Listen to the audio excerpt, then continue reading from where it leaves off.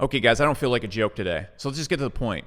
You are not Sam Ovens, but you're also not Russell Brunson. You're not Gary Vaynerchuk. You're not Tai Lopez. You're not whoever you're looking up to right now. You're not me. And the reason why I use Sam's name in the title of this post is I see it happening to the dumbest extremes with Sam. And no, this isn't a hate video on Sam. I'm just basically using him as a little bit as clickbait, but I also see it the most with this guy. Look, this mistake right here that I'm about to show you wasted, I would say, probably 8 years of my life. I'd be so much more successful if I just figured this out from day one. It's going to take me about 5 minutes to explain. So if you want to go click another video, whatever, but this 5 minutes is going to save you 5 years of your life. I wish I'd watched this video. And if you're considering clicking away, you're suffering from the exact problem I'm about to lay out here.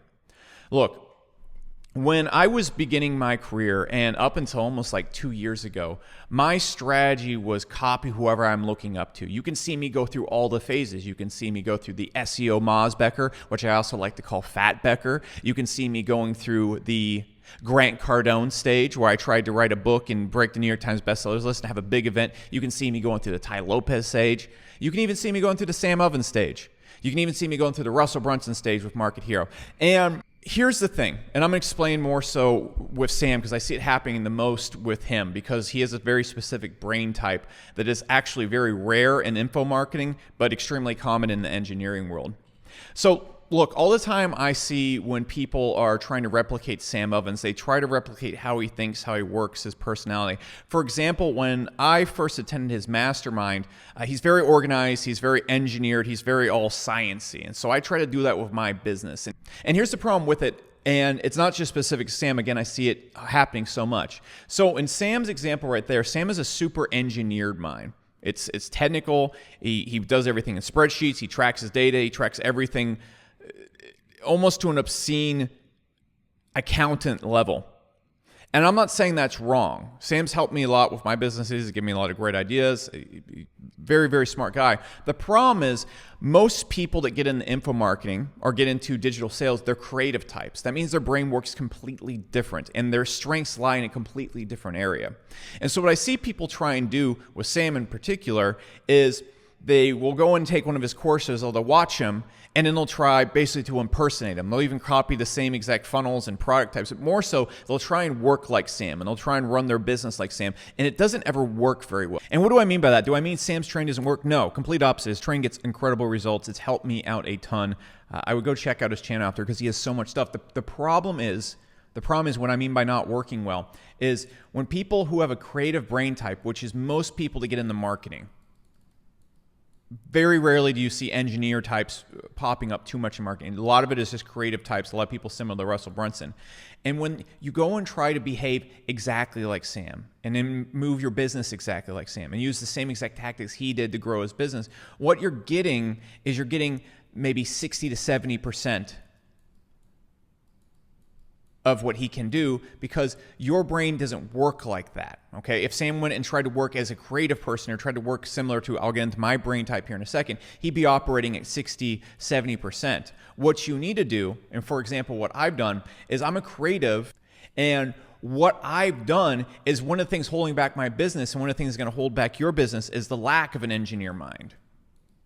And so what you need to do is you need to be aware of this and you need to bring engineer things into your business, but not make this your cornerstone. If you're creative, your best effect on your business, your best results, your best breakthroughs are going to come from your creative side, not your engineering side. And then you bring in the engineer side or hire people with the engineer type mind. If a creative starts to try to be an engineer, it's not going to work. If an engineer tries to be a creative, it's not going to work as well as it possibly could. Can you totally get results using it? Yes, but you're not playing to your strengths. You're playing, if you were a fighting character, you're playing with the stats that you have a C in instead of the stats that you have an A or an S for super in. It's like you're playing Madden and you have a player whose throw is maxed out at 99 and his throw accuracy is maxed out at 99, but he's playing the running back position when his speed is like 80.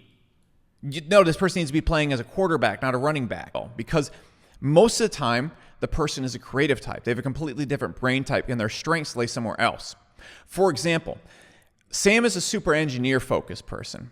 So he's gonna win by optimizing and make tiny 1% optimizations and playing with numbers almost like an accountant. That's how his business succeeds. But can you imagine if Sam was trying to impersonate, let's say, Russell Brunson? Russell Brunson is a hyper creative type. He's more throw stuff at the wall, a lot of excitement, sales and marketing, cool new ideas, messing with things, on stage talking. He's a super social person. If Sam tried to do his business like Russell does, he would fail. And if Russell tried to do his business like Sam does, he would fail. And the thing is, what I see people do when they look at the people they look up to, they try and mimic them when they don't have the same brain type. For example, I'm a strong creative type, and I'm also an introvert. So if I was trying to grow my business, for example, like Russell, it wouldn't work because I don't really enjoy doing things on stage. I don't really enjoy talking to people. The way I think is very, very different than him.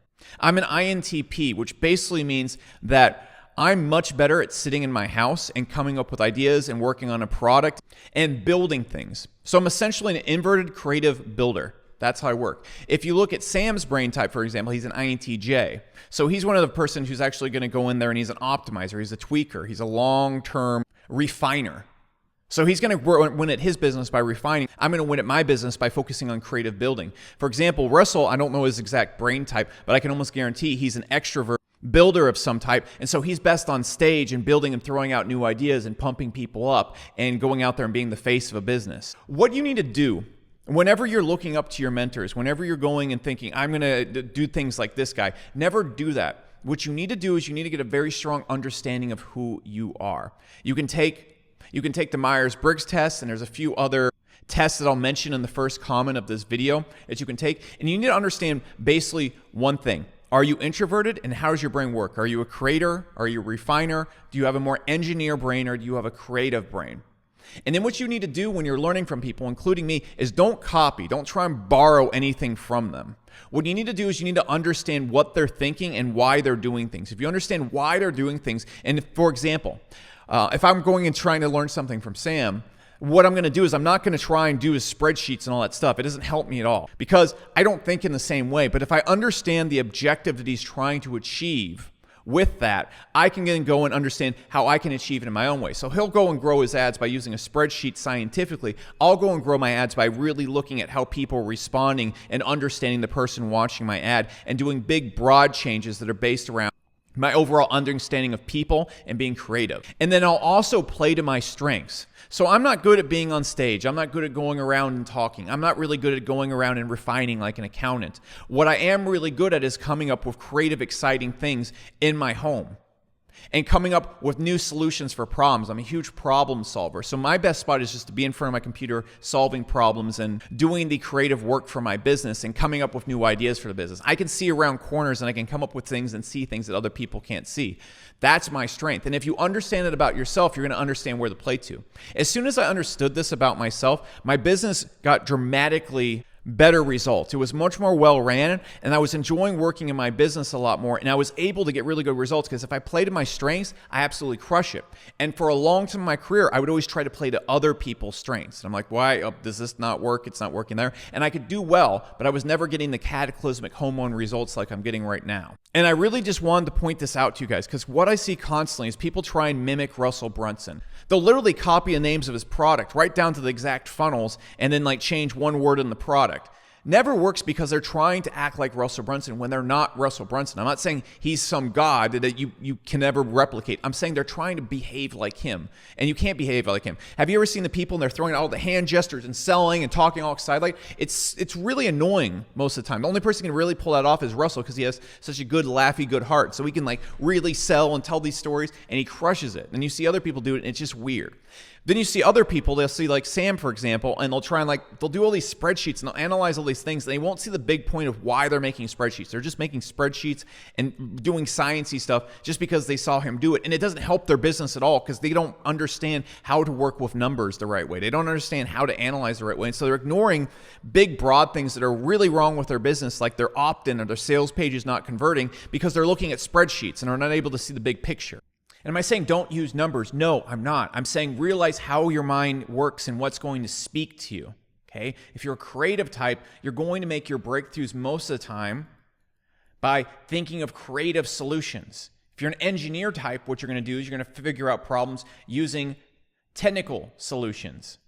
And so I'm not saying don't use this. What I'm saying is hire people that can use this and combine it with what you're doing, and always just understand this is where I'm going to get my most juice at. This is where my breakthroughs are going to come from. Okay, this is my speed stat. This is where you're a 99. This is where you're maybe a 70.